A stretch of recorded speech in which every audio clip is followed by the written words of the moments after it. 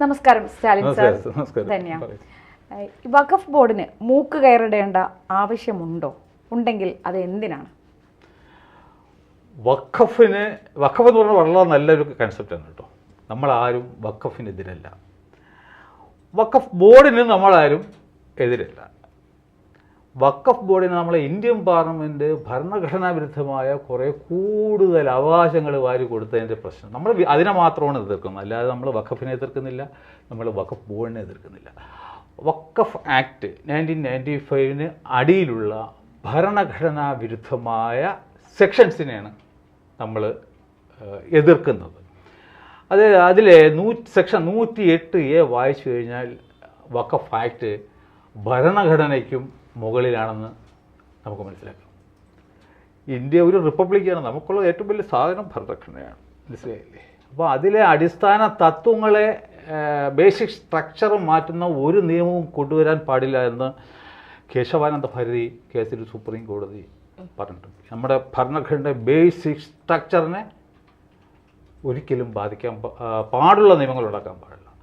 നമ്മൾ 1995 വഖഫ് ആക്ട് എന്ന് പറയുന്നത് നമ്മുടെ ഭരണഘടനയുടെ ബേസിക് സ്ട്രക്ചറിനെ കടപുഴക്കിയെറിയുന്ന ഒരു ആക്റ്റാണ്. അതായത് ഇവിടെ നമ്മൾ യൂണിവേഴ്സൽ ഹ്യൂമൻ റൈറ്റാണ് എന്നെ ബാധിക്കുന്ന ഒരു പ്രശ്നം, അതിലൊരു വിധി ആരെങ്കിലും പറയുന്നതിനോ അല്ലെങ്കിൽ തീർപ്പ് കൽപ്പിക്കുന്നോ മുന്നിലായിട്ട് എന്നെ കേൾക്കാനുള്ള, എനിക്ക് പറയാനുള്ള ഒരു അവകാശം എന്ന് പറയുന്നത് ഇൻ്റർനാഷണൽ ഹ്യൂമൻ റൈറ്റാണ്. അതായത് ആദവും ദൈവവും തമ്മിലും ആയിരുന്നു ആദ്യത്തെ കേസ്. ദൈവം അദ്ദേഹത്തിന് ചാൻസ് കൊടുത്തു, നീ എന്തിനാണ് ഇത് കഴിച്ചതെന്ന് ചോദിച്ചു, വിലക്കപ്പെട്ട കനി. അപ്പോൾ അത് ഇവിടെ ലംഘിക്കപ്പെടുകയാണ്. നിങ്ങളെ വസ്തു വഖഫ് ബോർഡ് ഏറ്റെടുക്കുമ്പോൾ നിങ്ങൾ അറിയിക്കേണ്ട ആവശ്യം പോലും ഇല്ല എന്നുള്ളതാണ്. പിന്നെ രണ്ടാമതായിട്ട് പറയുന്നത്, ഒരാൾ അങ്ങേരെ സംബന്ധിക്കുന്ന ഒരു കേസിൽ ഒരിക്കലും വിധി പറയാതിരിക്കുക എന്നുള്ളതാണ്. ഇത് ഇപ്പം എൻ്റെ വസ്തു ഏറ്റെടുക്കുകയാണെന്നുണ്ടെങ്കിൽ അത് യൂണിലാറ്ററലി എന്നെ അറിയിക്കാതെ തന്നെ സ്വന്തം ആയിട്ട് വഖഫ് ബോർഡ് തന്നെ വിധി പറയുന്നു. അതും ലോക നിയമത്തിനെതിരാണെന്നേ. നമ്മൾ ബേസിക് ഹ്യൂമൻ റൈറ്റിനെതിരായിട്ടുള്ള 2 വകുപ്പുകളാണ് ആർട്ടിക്കിൾ 40 കയറ്റിയിരിക്കുന്നത്. പിന്നെ വന്നിട്ട് ആൾ ആർ ഈക്വൽ ബിഫോർ ലാ എന്നല്ലേ പറയുന്നത്. വഖഫ് ബോർഡിന് എന്താ പ്രത്യേകത? അവർക്ക് മാത്രം അവരുടെ നിയമം ഭരണഘടനയ്ക്ക് മുകളിലാണ്. ബാക്കിയുള്ള എല്ലാവർക്കും ലാ ഓഫ് ലിമിറ്റേഷൻ അറിയാമോ? ലിമിറ്റേഷൻ എന്ന് അറിയാമോ? അതായത് നമുക്കൊരു പരാതി ഉണ്ടെങ്കിൽ നമ്മൾ റീസണബിൾ സമയത്തിനകത്ത് ആ പരാതി ബന്ധപ്പെട്ട അധികാരികളെ ബോധ്യപ്പെടുത്തി നമ്മൾ റെമഡി വാങ്ങിക്കുക എന്നുള്ളതാണ്. വസ്തുവിനെ സംബന്ധിച്ചൊക്കെ അത് 13 വർഷമാണെന്നാണ് എനിക്ക് തോന്നുന്നത്. അത് എല്ലാവർക്കും ബാധകമാണ്, വഖഫ് ബോർഡിന് ബാധകമല്ല. എന്തുകൊണ്ടാണ്? അവരൊക്കെ 1500 2000 വർഷം മുമ്പൊക്കെ ഉള്ള ക്ഷേത്രങ്ങളെ ക്ലെയിം ചെയ്യണമെങ്കിൽ ഈ ലാ ഓഫ് ലിമിറ്റേഷൻ നിലനിന്നാൽ പറ്റത്തില്ല. അതുകൊണ്ട് ഇവർക്ക് വേണ്ടി മാത്രമായിട്ട് അതും അങ്ങ് മാറ്റിക്കൊടുത്തു. നിങ്ങൾ ഇസ്ലാം മതം ഉണ്ടാവുന്നതിന് മുമ്പുള്ള സാധനങ്ങൾ വേണമെങ്കിലും നിങ്ങൾ എടുത്തോളൂ എന്നുള്ളതാണ് 107 വകുപ്പ് പ്രകാരം പറയുന്നത്. ഏത് കേസിലായാലും ശരി, നമുക്കിപ്പം ഫസ്റ്റ് ഒരു കോടതിയിൽ ഇപ്പോൾ ഒരു വിധി പറഞ്ഞാൽ ഒരു ഫസ്റ്റ് അപ്പീൽ എന്ന് പറയുന്നത് നമ്മളെ ബേസിക് റൈറ്റ് അല്ലേ? ഒരാളും കൂടെ കേൾക്കട്ടെ, അതിൻ്റെ അപ്പുറം ഇല്ലെങ്കിലും ഇത് വഖഫ് ട്രിബ്യൂണലിൽ മാത്രമേ നിങ്ങൾക്ക് പോകാൻ പറ്റൂ, അതിൻ്റെ വിധി അന്തിമമാണെന്നൊക്കെ എഴുതി വയ്ക്കാൻ നാണം വേണ്ട ഈ പാർലമെൻറ്റിന്. ഒരു കാര്യം എഴുതി വയ്ക്കുമ്പോൾ ഇതൊരു ആൾക്കാർ വായിച്ചു നോക്കുമ്പോൾ നമ്മളെ MPസിനെയാണ് ജഡ്ജ് ചെയ്യണമെന്നെങ്കിലും ഈ പാർലമെന്റിൽ നമ്മുടെ പൈസയും വാങ്ങിച്ചത് ഉണ്ടെന്ന് പറയുന്ന വരും മനസ്സിലാക്കും. സാർ, ഇതിലിപ്പോ വഖഫ് ബോർഡിനെ അല്ല, വഖഫ് ബോർഡിന്റെ നിയമങ്ങളെയാണ് വഖഫ് ബോർഡിനെ എതിർക്കേണ്ട കാര്യമില്ല, അതിന്റെ നിയമങ്ങളാണ്. നമ്മൾ പോലും അറിയാതെ നമ്മുടെ വസ്തു അവർ തന്നെ എഴുതിയെടുക്കുന്നു, നമുക്ക് ചോദ്യം ചെയ്യാനുള്ള അവകാശമില്ല. ഇവിടെയാണ് ഇപ്പോൾ കേന്ദ്ര സർക്കാർ പറയുന്നത്, ഒരു രാജ്യം ഒരു നിയമം കൊണ്ടുവരുമ്പോൾ ഈ വഖഫ് ബോർഡിന്റെ നിയമങ്ങൾ നിലനിൽക്കില്ല. അതിനെതിരെയാണ് ഇവർ പ്രതിഷേധം ഉയർത്തിക്കൊണ്ട് ഇപ്പോൾ രംഗത്ത് വരുന്നത്. ഇവരുടെ നിയമങ്ങളെ തൊട്ട് കളിക്കാൻ ആരെയും അനുവദിക്കില്ല എന്ന് പറഞ്ഞുകൊണ്ട്. ഇപ്പോൾ ഒരു രാജ്യം ഒരു നിയമം വരുമ്പോൾ അത്തരത്തിൽ ഇവർ നിലപാടെടുത്താൽ അംഗീകരിക്കാൻ നമുക്ക് കഴിയുമോ? അല്ല, അത് വരാൻ പോകുന്നത് വ്യക്തി നിയമങ്ങളല്ലേ, അല്ലാതെ ഇതുപോലുള്ള ഒരു പിന്നെ ഈ വഖഫ് ബോർഡ് എന്ന് പറഞ്ഞ ഒരു സ്റ്റാറ്റ്യൂ പക്ഷെ അവർക്ക് മാത്രമായിട്ട് അങ്ങനെ ഒരു നിയമം കൊണ്ടുപോകാൻ പറ്റുമോ? രാജ്യത്ത് ഒരേ നിയമം ഒരേ തരത്തിൽ വരുമ്പോൾ വഖഫ് ബോർഡിന്റെ നിയമങ്ങൾ മാത്രം ആരെ സ്വത്ത് വേണമെങ്കിലും അവർക്ക് എടുക്കാം എന്നുള്ള ഒരു നിയമം അല്ലേ? അത് ഇപ്പൊ തന്നെ പ്രപ്പോസ് ചെയ്ത് കഴിഞ്ഞു. ഇപ്പൊ വരാൻ പോണ ബില്ലില് ആ സെക്ഷൻ 40 തന്നെ അപ്പാടെ മാറ്റുകയാണ്. ഇനി റവന്യൂ നിയമപ്രകാരം മാത്രമേ നിങ്ങളെ വസ്തു ഏറ്റെടുക്കാൻ പറ്റൂ. നിങ്ങളെ അറിയിക്കേണ്ടി വരും. നിങ്ങളെ തർക്കം ഉണ്ടെങ്കിൽ നിങ്ങൾക്ക് ഇനി കളക്ടറാണ് തീരുമാനിക്കുന്നത്. കളക്ടറെ അടുക്ക പോവാം, നിങ്ങൾ ട്രിബ്യൂണലിൽ പോവാം. ഈ വസ്തു ഏറ്റെടുക്കുന്നതിന് മുമ്പായിട്ട് റവന്യൂ അധികാരികൾ പത്രത്തിൽ പരസ്യം കൊടുക്കും. ഇപ്പം നമ്മളെ വസ്തു ഏറ്റെടുത്തെന്ന് ചോദിച്ചു 90 ദിവസത്തെ കാലാവധി വെച്ച് നോട്ടീസ് തരും. നിങ്ങൾക്ക് വല്ല തർക്കം ഉണ്ടെങ്കിൽ നിങ്ങൾക്ക് അവിടെ പോയി പറയാം. അപ്പോൾ അതോടുകൂടി നമുക്ക് വന്നിട്ട് റെമഡീസ് ഇഷ്ടം പോലെ ആയിക്കഴിഞ്ഞു. അല്ല, എന്ത് മാനദണ്ഡത്തിന്റെ പുറത്താണ് ഇവർ ഈ വസ്തു ഏറ്റെടുക്കുന്നത്? ഒരു വസ്തു കാണുമ്പോൾ തന്നെ ഇവരങ്ങ് ഏറ്റെടുക്കും. അല്ല, അവിടെ എൻ്റെ ചോദ്യമുള്ളത്, ഈ വഖഫ് എന്ന് പറയുന്നത് ഒരാൾ മുസ്ലിം നിയമം അനുസരിച്ചിട്ടുള്ള നല്ല നല്ല കാര്യങ്ങൾക്ക് വേണ്ടിയിട്ട് അതിൻ്റെ ഫലം എടുക്കണം എന്നും പറഞ്ഞിട്ട് അദ്ദേഹത്തിൻ്റെ വസ്തു ദൈവത്തിൽ കൊടുക്കുന്നതാണ്. അപ്പോൾ അതിനൊരു തെളിവ് ആര് എന്നുണ്ടാക്കി. The cardinal point to be decided by deciding whether a particular property is waqf or not is the intention of its founder. ഇപ്പം ഞാനൊരു വസ്തു എന്തെങ്കിലും പർപ്പസിന് വേണ്ടി മാറ്റി, അത് മുസ്ലിം നിയമം അനുസരിക്കുന്ന കാര്യങ്ങൾക്കാണെന്നുള്ള തെളിവുണ്ടെങ്കിൽ മാത്രമല്ലേ അതൊരു വഖഫ് എന്ന് പറയാൻ പറ്റും. അല്ല എങ്കിൽ ഞാനിപ്പോൾ കുറേ പൈസ പിന്നെ ബ്ലേഡ് കമ്പനി അടുത്ത് ഇഷ്ടം പോലെ പൈസ ഉണ്ടാകും. അത് വെച്ച് കുറച്ച് വസ്തു വാങ്ങിച്ചിട്ട് പലിശ കാശ് കൊണ്ട് കുറച്ച് പ്രോപ്പർട്ടി വഖഫാക്കിയാൽ അത് വഖഫാവും. മുസ്ലിങ്ങൾ സമ്മതിക്കും വഖഫാവും? ഒരിക്കലും സമ്മതിക്കില്ല. അപ്പോൾ ഈ എടുക്കുന്ന പിന്നെ അള്ളാഹുവിൻ്റെ പേരിൽ എടുക്കുന്ന വസ്തു ആര് എന്തിനു വേണ്ടി ചെയ്തു എന്നുള്ള തെളിവില്ല എങ്കിൽ they cannot make any claim. ഇപ്പൊ അങ്ങനെയാണോ? അവര് ഭൂമി അങ്ങനെയല്ല. ഇനി വരാൻ പോണതോടുകൂടി ഇതിനൊക്കെ അടിപൊളി മാറ്റം വരും. അവരുടെ അവകാശങ്ങളെയും പിന്നെ ബാധിക്കുന്നില്ല, ആരുടെ അവകാശങ്ങളും. ഈ നിയമ ഭേദഗതി വരുമ്പോൾ വഖഫിന്റെ കയ്യിൽ ഇപ്പോൾ ഉള്ള ഭൂമികൾ നഷ്ടപ്പെടാൻ സാധ്യതയുണ്ടോ? ഉണ്ട്. സർക്കാർ വസ്തുക്കൾ ഇതുവരെ ഏറ്റെടുത്തുള്ള എല്ലാം തിരിച്ചു വരും. അന്യമതസ്ഥരുടെ വസ്തുക്കളും തിരികെ കൊടുക്കേണ്ടി വരുമോ? അന്യമതസ്ഥരുടെ വസ്തു ഇവർ എടുക്കാറില്ലല്ലോ. അതാണ് ഞാൻ പറഞ്ഞത്. വരാൻ പോണ ബില്ലില് വിത്ത് പ്രോസ്പെക്റ്റീവ് എഫക്റ്റ് ആണെങ്കിൽ അവരൊക്കെ പോയത്. ഇപ്പൊ നിലവിൽ വഖഫ് ബോർഡിന് അന്യമതസ്ഥരുടെ വസ്തുക്കൾ അവർ കൈവശം വെച്ചിട്ടുണ്ടോ? ഉണ്ടായിരിക്കുമല്ലോ. ഇപ്പൊ തമിഴ്നാട്ടിൽ ഒരു കേസ് നടക്കുന്നുണ്ട്. ഇപ്പൊ ചേറായതിന്റെ എടുക്കൂ, അവിടെ മുസ്ലിങ്ങൾ കാണും. ഇത് മുസ്ലിങ്ങൾക്ക് ബാധകമാണ്. ഇപ്പൊ ചേറായിൽ നമ്മൾ പോയി കഴിഞ്ഞാൽ അവിടെ ക്രിസ്ത്യൻസ് കാണും, കുറച്ചെങ്കിലും മുസ്ലിംസ് കാണും, ഹിന്ദുക്കൾ കാണും. എല്ലാ വ്യവസ്ഥയും ഈ എടുക്കുന്ന അത്രയും ആരുടെങ്കിലൊക്കെ ആയിരിക്കണമല്ലോ. അങ്ങനെ ആരതും വഖഫ് ബോർഡിന് എടുക്കാം എന്നുള്ള ഒരു നിയമമുണ്ടോ?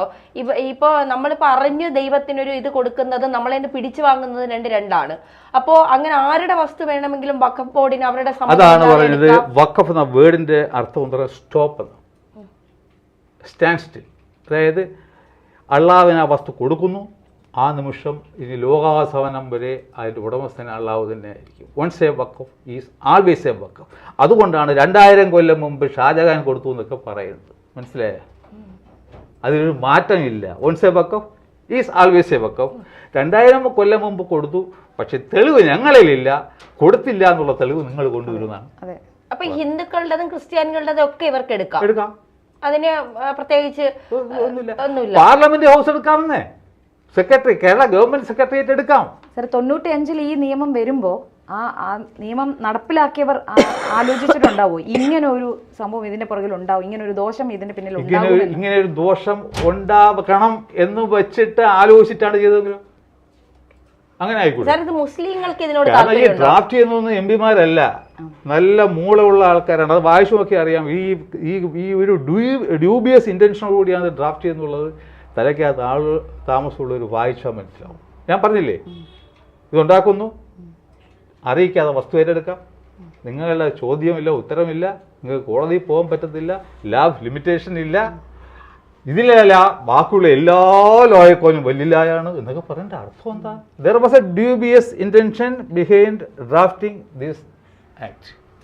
അത് നമ്മൾ വളരെ ക്ലിയർ ആയിട്ട് വായിക്കുന്നു. ഇത് മുസ്ലിങ്ങൾക്ക് അവർ അംഗീകരിക്കുന്നുണ്ടോ ഈ ഒരു മുസ്ലിം സഹോദരങ്ങൾക്ക്? അവർക്ക് ഈ വഖഫ് എന്താണെന്ന് അറിയില്ല. ഇവരെല്ലാം വിചാരിക്കുന്നത് ഹിന്ദുക്കൾക്ക് ദേവസ്വം ബോർഡ് പോലെയാണ് വഖഫിന് വഖഫ് ബോർഡ്.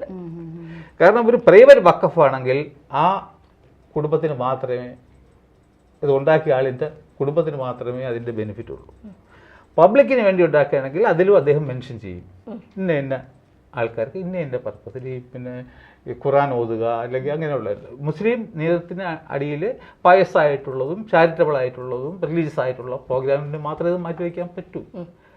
എനിക്കൊരു വഖഫ് ഉണ്ടാക്കാൻ കഴിയില്ല. തെമ്മാടിത്തരമായിട്ട് ഈ ഹറാമായിട്ട് മുസ്ലിങ്ങൾ കാണുന്ന ഒരു പർപ്പസിന് വേണ്ടി ഒരു വഖഫ് ഉണ്ടാക്കാൻ പറ്റില്ല ആർക്കും.